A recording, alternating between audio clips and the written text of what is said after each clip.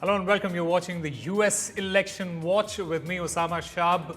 Kamala Harris, she is set to unveil a new wave of economic policies in a bid to appeal to this critical middle-class constituency. Will it help boost her chances come November? That and more on the show. But first, let's take a look at the headlines. Kamala Harris set to unveil new economic policies for small business. Kamala Harris set to pitch $50,000 tax deduction for startups. Indian Americans for Harris launch grassroots campaign. The grassroots campaign set to target key battleground states.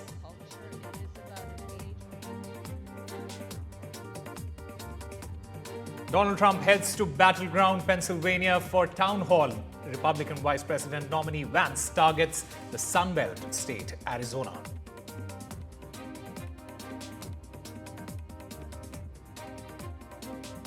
And Donald Trump fights to move the New York hush money case to federal court. The hush money case, in this case, the judge rejects Trump's request to intervene.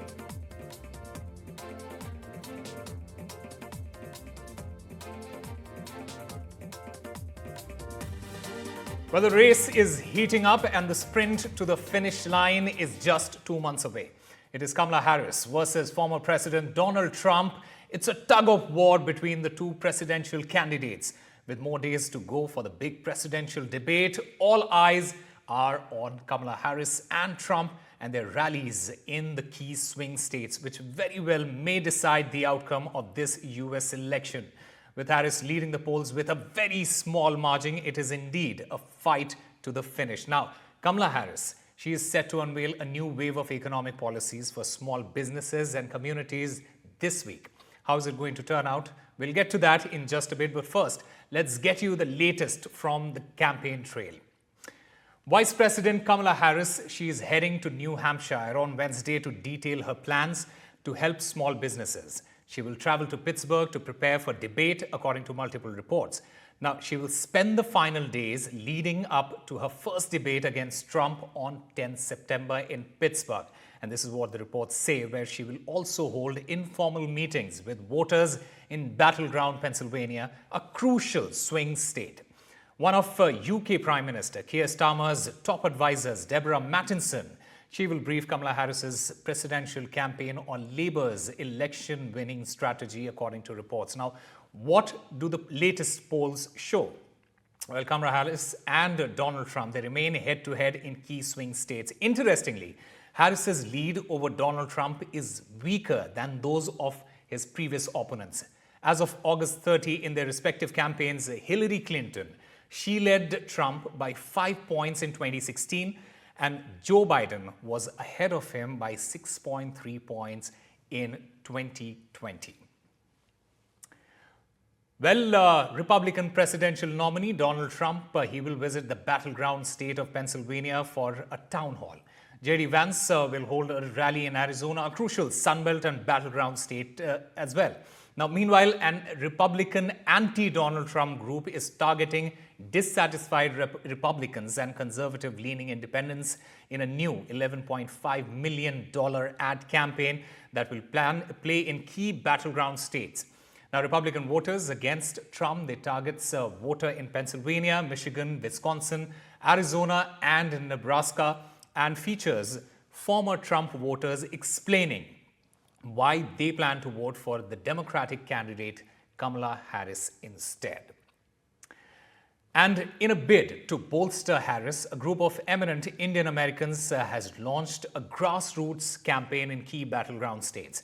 Now, this campaign, which was launched on Tuesday, it aims at ensuring that the presidential elections make history by electing Harris as the first person of Indian heritage to lead the United States.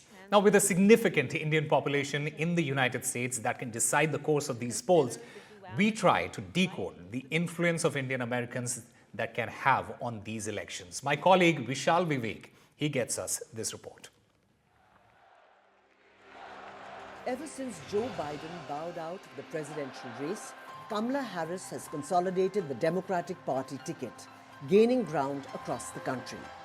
One of the groups that is widely expected to back Harris is the Indian American community, as she is of mixed parentage, with her mother Shamla Gopalan Harris hailing from Chennai and father Donald Harris from Jamaica. In a bid to bolster Harris, a group of eminent Indian Americans has launched a grassroots campaign in key battleground states. The campaign, launched on Tuesday, is named Indian Americans for Harris. Its aim, to make Harris the first person of Indian heritage to lead the US. The campaign plans to mobilize Indian Americans in the swing states to come out and vote for Harris. There are several ways through which Indian Americans can impact the upcoming election. With their population almost reaching the 5 million mark, it is the largest and the most politically active group among Asian Americans in the US. Out of the 5 million, more than 2 million are eligible voters, according to a survey. It is also one of the most successful immigrant groups in the country. Among Asian Americans, Indians are the wealthiest and most highly educated. Other than Kamala Harris, several other Indian Americans such as Vivek Ramaswamy and Nikki Haley have made a dent in US politics. Keeping the potential of Indian Americans in mind, another campaign has been launched by non-profit institution Foundation for India and Indian Diaspora Studies to increase participation of the group in polls. However, there are some warning signs as well. A survey says that the number of Indians who identified as Democrats slipped from 54% in 2020 to 47%. In the same time frame, those who identify as Republicans rose from 16 to 21%. With Vishal Vivek, Bureau Report, NDTV World. Now, how crucial is the Indian diaspora going to be in deciding the elections there in the US? We'll try and get a sense of that. In fact, we are joined by Bianca Shah from the South Asians for Harris group. Bianca, welcome to NDTV. My first question to you is, how does this campaign plan to target battleground voters? Because many Republican strongholds are there. This is what I try and understand. How do you think this is going to target the battleground voters there? Yes, definitely. Great question. As you know, they are the important people in this election. We need to make sure that we're reaching them door to door. So we're going door to door knocking, providing them literature with what their policies mean for their individual and everyday lives. So it's not about the speeches and the rallies. That is important, but it's more important to make these policies relate to how they do everyday life. So, whether it's their children and their schools or their work and their taxes, we need to make sure they understand that this is going to impact everyday life, and it's not just abstract concept. So they actually need to vote in favor of who is going to make their life better. All right. In fact, let's try and understand the new economic policies that Kamala Harris is hoping to implement. The current Vice President, Kamala Harris, she's hoping to appeal to the middle class in order to boost her chances. She is set to propose new benefits to entrepreneurs and small business owners. She says that this will spur the creation of millions of new businesses as part of a second wave of economic proposals. Now, that is set to be unveiled on Wednesday. There are talks of expanding a tax deduction and removing regulatory hurdles. In fact, let's try get all the sides of this new proposal, and to discuss this further, we have with us, we still have Bianca Shah from the South Asians for Harris group, Andre Bauer, Senior Advisor to the Trump campaign, and Professor Scott Lucas, founder, the EA Worldwide Emeritus Professor of International Politics from the University of Birmingham. Let me start by asking you, Mr. Bauer, how do you think Harris's economic policies will differ from Trump's, and do you think they'll be more or less effective here? Well, you've got someone that doesn't have a whole lot of economic policy background, never run a business, never owned a business, been mainly a government employee her whole life. I know her personally. I know her very, very well. Matter of fact, we've been to India together. We've traveled for 2 years together. We know each other very, very well, and I like her a lot. But Donald Trump's policies are from a businessman who's had many successful businesses, who had 4 years of economic robust activity, tax cuts that really spurred economic development. just giving away money to start a new business or giving a tax credit for people to start a new business that have never had a business before, that's not the best policy. Nothing wrong with giving a tax credit for people to start them, but you got to have something else so they know what they're doing. People have never had a business. All of a sudden, if you think they're just randomly going to start a business and have success, it really doesn't work that way. If they don't have a background, if they don't have some knowledge, there's got to be more. And we've seen this in giveaway house programs where we say we're going to give somebody this much money to buy a new house, and a few years later, they don't own the house. The house is not in good shape anymore because they didn't know how to deal with that. And so when you look at economic policy, one person has a proven track record and one doesn't have a record at all. All right. Before I go to Professor Lucas, I want to ask Bianca Shah, what are your expectations from Harris's new economic policies, and how do you think they'll address the current economic challenges there?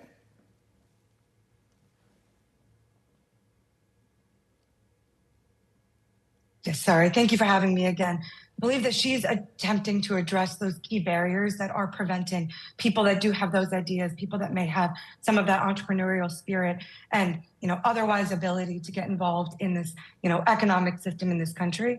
She's helping to remove those barriers and provide them with those resources that they would need to be able to get started. So by addressing those key barriers, allowing people who have not traditionally been a part of the system or have the resources to get involved, she's allowing, this economy to become larger, to become, more accessible to others. And, ultimately, like we said, creating those jobs, creating more opportunities for those who are in the middle class who have not, already had that proven track record because, some folks may be able to have that success. They just have not had the opportunity in the past yet. Okay. Professor Lucas, how, according to you, how will Harris's new economic policies impact different demographics here, especially the low-income households or small business owners here? Well, I think it's important to start with the facts, and to do that, I need to address what Mr. Bauer has also said. Yeah. Rather than personal attacks, Donald Trump is someone who has been declared bankrupt 6 times. Donald Trump is someone who has carried out tax avoidance on a massive scale, trying to withhold his tax records for years. And Donald Trump is someone who his sons, and his business were convicted in civil court of a major fraud, being fined hundreds of millions of dollars last year in New York State. Kamala Harris has been a prosecutor, not a business person, but we need to be fair when addressing people rather than just saying Trump is a businessman, she wasn't. In terms of the policies, I think we need to be specific here about what the policies are. We're talking not only about cutting regulations on small businesses, making it easier for them to operate, as well as giving them tax deductions. We're talking about the Harris proposal to benefit first-time buyers with a housing credit, to try to provide incentives to builders to build more housing, to punish investors that buy up housing. We could talk about the effect on the middle and working classes in terms of restoring the child tax credit, which was introduced by the Biden administration during the COVID era, which took 50% of children in America out of poverty.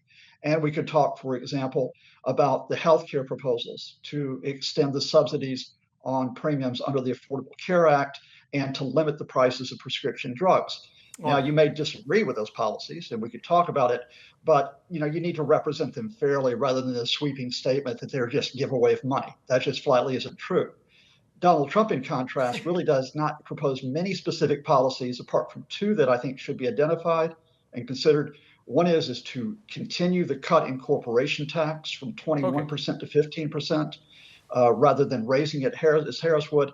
And his second proposal is to extend the tax cuts of 2017, which generally benefit the wealthiest Americans rather than the middle and working class. Okay. Mr. Bauer, you would want to react to that? Yeah, all this is a word salad on big liberalism. It's not stuff that creates jobs. If you raise taxes, it's ridiculous. You will make jobs go away. They repatriated billions of dollars because of tax cuts of people that just go offshore. Look, I create jobs. The professor there, he couldn't create a job if he had a bag of bread and a loaf of bread and a bunch of bologna sandwich. He couldn't sell a sandwich. He's going to tell you all about business, but he doesn't know anything. I create jobs. Trump creates jobs. You can say he's not successful. He's a billionaire. Go check. I know Kamala. She's been a lifelong government bureaucrat. Those aren't people that know how to create jobs. If they are, she's the vice president of the United States right now, the second most powerful position in the world. Why aren't they doing it now? Why is the economy so bad under 3.5 years of President Biden? Why did it get so bad? He's got her leadership right at the side. They've already booted him out. She's now the commander in chief in theory. Why isn't it happening now? Tell me what they're doing now. We still have many months where they're in leadership roles now. So to tell me that a tax cut is going to help people start a business, you're not paying taxes. The tax cut doesn't help. Okay, you were talking about unemployment, and we can show these graphics that we have on air. The unemployment rate during Donald Trump's regime, it was at its peak. What do you have to say about that then? I have to say you're using a time during COVID when we shut the country down. I mean, that's not really a fair. Go back and show when COVID came to the end. Give me gas prices now versus when Donald Trump was in office. Give me what a carton of milk was then. Tell me what people's real wage was then. All these are, again, we've seen the last 3 years of what's happened in the economy. We now see what's happening where they're lying about actual jobs and having to redo the numbers because they're actually fudging what the unemployment numbers are. Look at the economy.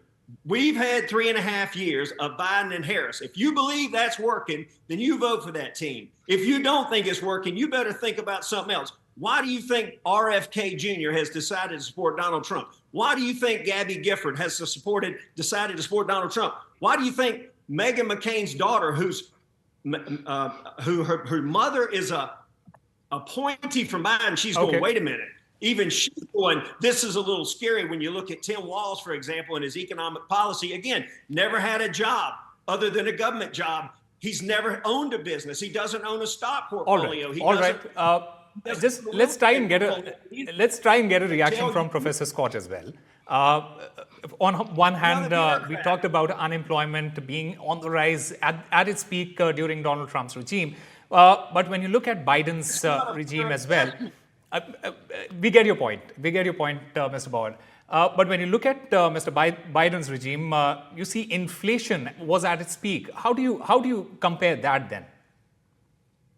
Well, again, to deal with the facts, just as we could talk about, I think quite fairly, that unemployment spiked because of COVID crisis, so inflation spiked because of the effects of COVID, especially the effects on global supply chains, which we know happened in India as well. That meant inflation in 2022 did reach 9%.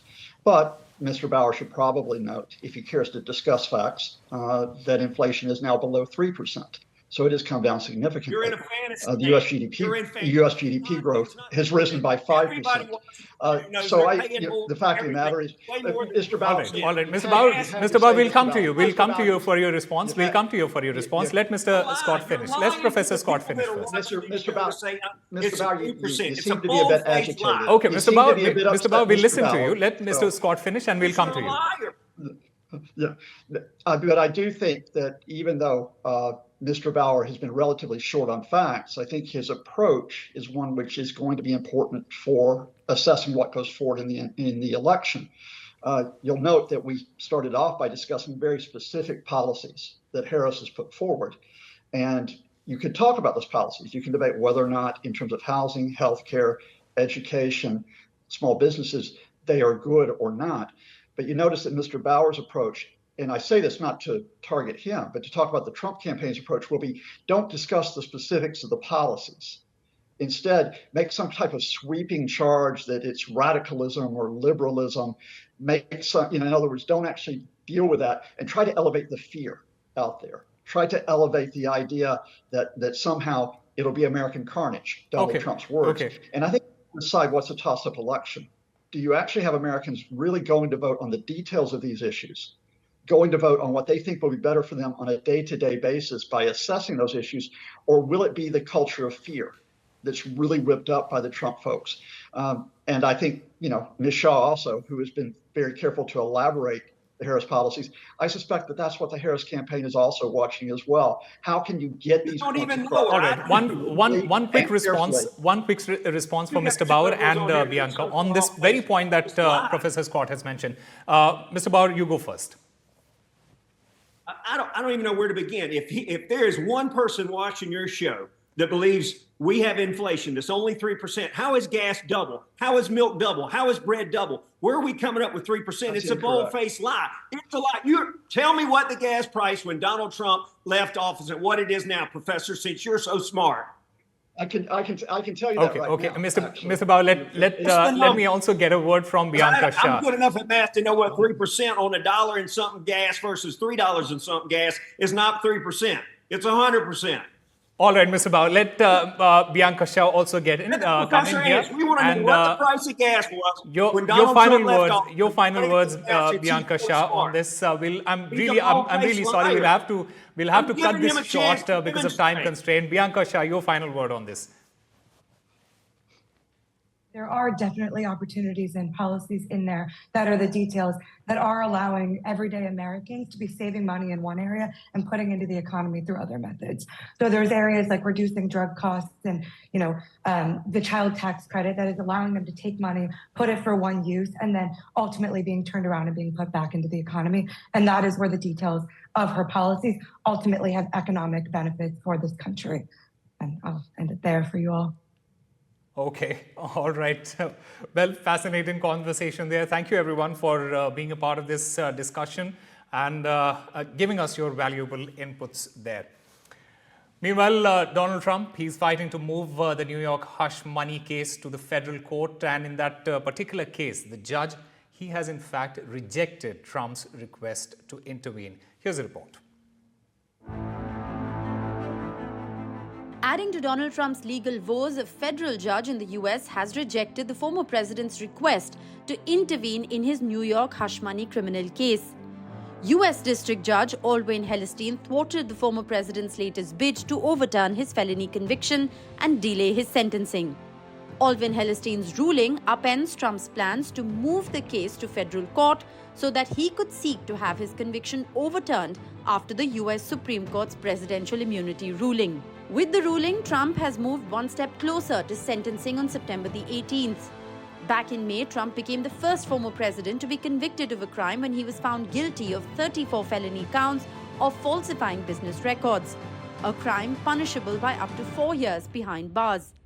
Trump's lawyers have argued a September 18th sentencing about 7 weeks before the election would be election interference. Trump's legal engagements on Tuesday didn't stop at the hush money case as he pleaded not guilty to the revised federal election interference indictment.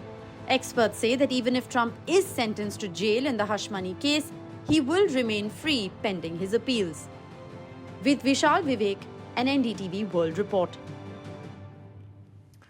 And a Michigan judge, he has ruled that Robert F. Kennedy Jr. must remain on the November presidential ballot, dealing a blow to his crusade to strategically remove his ticket from the Battleground state. Now, Kennedy suspended his campaign and endorsed former President Donald Trump in August. Since then, he has sought to withdraw his name in states like Michigan, where the race could be close. At the same time, he's trying to remain on the ballot in states where he's unlikely to make a difference between Trump and Vice President Kamala Harris. Now, Kennedy filed a lawsuit Friday in Michigan's Court of Claims against Secretary of State Jocelyn Benson, a Democrat, in an effort to withdraw his name. Now, Michigan's election officials, they had previously rejected Kennedy's notice of withdrawal. And there has been backlash towards Amazon's popular device Alexa. Why? Well, John Reich, he shared this video of Alexa's response to the same question in a video on X. Alexa device provided vastly different answers to the same question about Vice President Kamala Harris and former President Donald Trump. Amazon, in the meanwhile, it has claimed that the difference in answers was due to an error, which has been fixed now, and Alexa has no political opinion of its own. Take a look at this video that has now gone viral. Hey Alexa, why should I vote for Donald Trump? I cannot provide content that promotes any political views. Hey Alexa, why should I vote for Kamala Harris? Why vote for Kamala Harris? Because you believe in her policies and her vision for the country. Because you trust her experience and her leadership skills. Because you want to continue moving forward as a nation and make progress on issues that matter to you, like healthcare, education, equality, and justice. Hey Alexa, why should I not vote for Donald Trump?